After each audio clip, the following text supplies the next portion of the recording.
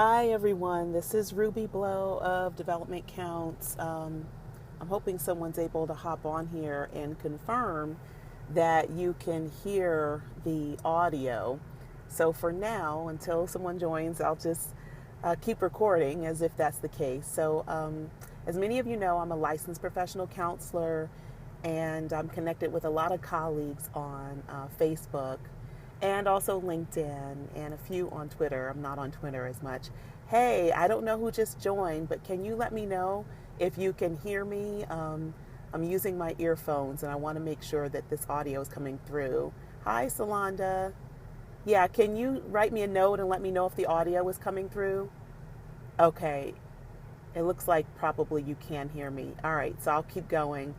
I wanted to talk about marketing for introverts. It's a little known secret that I am actually, oh, great. Thank you. Hi, Auntie. Um, it's a little known secret that I am actually an introvert.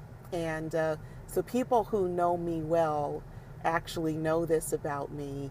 But people who don't and have maybe peripheral or professional contact with me don't know that. And I had a discussion today with some of my supervisees, and I thought it might be helpful if I hopped on and shared a little bit about my philosophy around marketing because I'm an entrepreneur. There's a lot of entrepreneurs who are online, who are on social media, and who are trying to share with others about their business and what they have to offer and what their services are. And a lot of people who go into helping professions specifically happen to be introverts. They're interested in facilitating change and supporting people on their goals, whether it's health and well-being or mental health, or coaching and building business and relationships. But they happen to be folks who are more on the introverted side. So let me talk about what introversion is versus extroversion. So to me, the way I look at it is if you're a person who's introverted, it means that you have a tendency to be fueled by time alone. And that's how you recharge. That's how you get your energy. Whereas if you're an extroverted person, you tend to get your energy from being around lots of people, maybe going out to events and being social. Hi, Yolanda. And so extroverts get their energy from being around lots of people, and introverts tend to refuel and get their energy from having some time spent alone.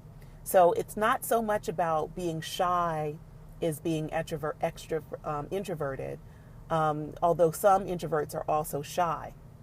Okay, so I happen to be an introvert, and I have a little bit of shyness that shows up in situations where I'll just call it where it's more of a heart matter. Then I get shy and I can get a little bit coy and embarrassed, and I don't know if it's cute or not. It just is. Okay, but if it comes to something where I feel really comfortable and well versed, like my business or about counseling, then I'm very confident.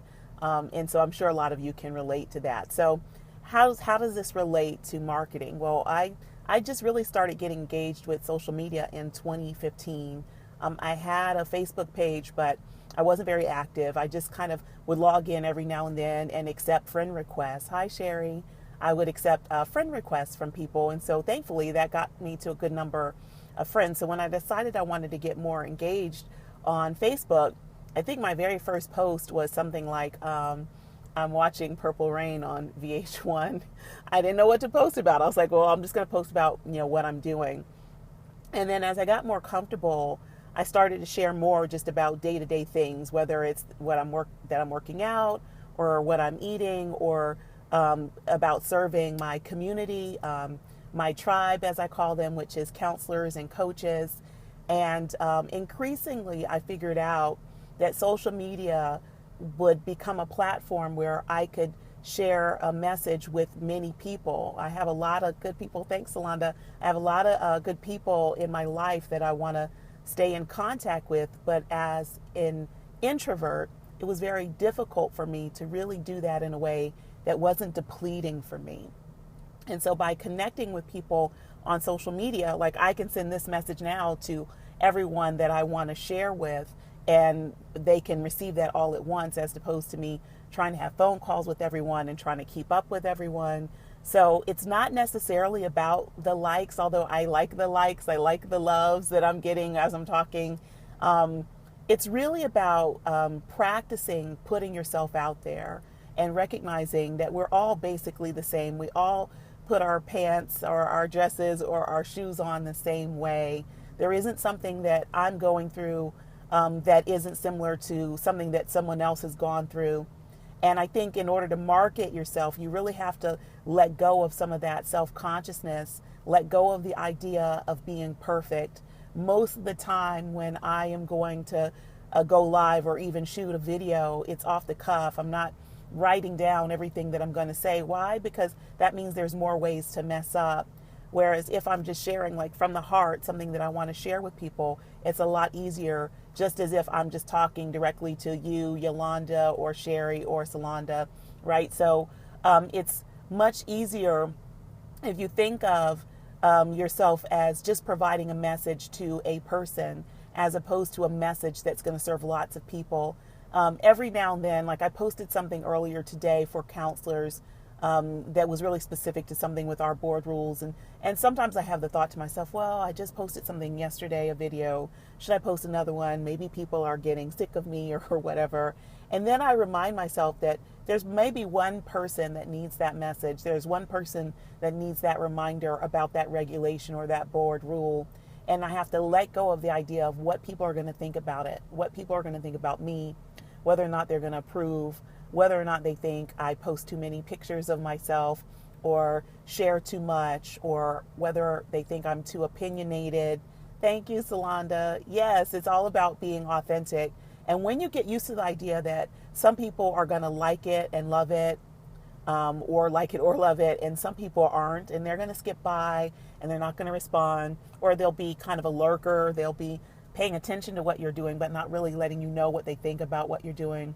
Once you get used to sharing and you get used to that whole like array of how people are going to interact with you, you realize it's not that big a deal. What's really the worst thing that's going to happen? So far, the worst thing that has happened is, I might get someone who's a little bit overzealous in their admiration, or I might get someone who's a little bit critical, and people feel comfortable being more critical on social media. But otherwise, hi Shalonda. But otherwise, what the worst thing that's going to happen is that you might feel embarrassed, you might feel vulnerable. These are things that you feel throughout life anyway. And if you get used to, hi Letitia, if you get used to really marketing just from the perspective of just being yourself in the world and allowing a little bit of the world to come in, then that is a way to market to people. And you can be an introvert and you can go back and you can relax and re-energize the way that introverts do, which is usually one-on-one in a quality time with one person, or one-on-one quality time just by themselves. And then extroverts, they have a lot easier time with all of this, with sharing about themselves and with marketing actually there are extroverts who are shy. So they like being around people, but they might not say much, but they want to be around people. So again, shyness is a different kind of factor than whether you're introverted or extroverted. So I just wanted to share a couple of these tips about marketing. Some of you may not have a business, but you may want to expand your network for various reasons.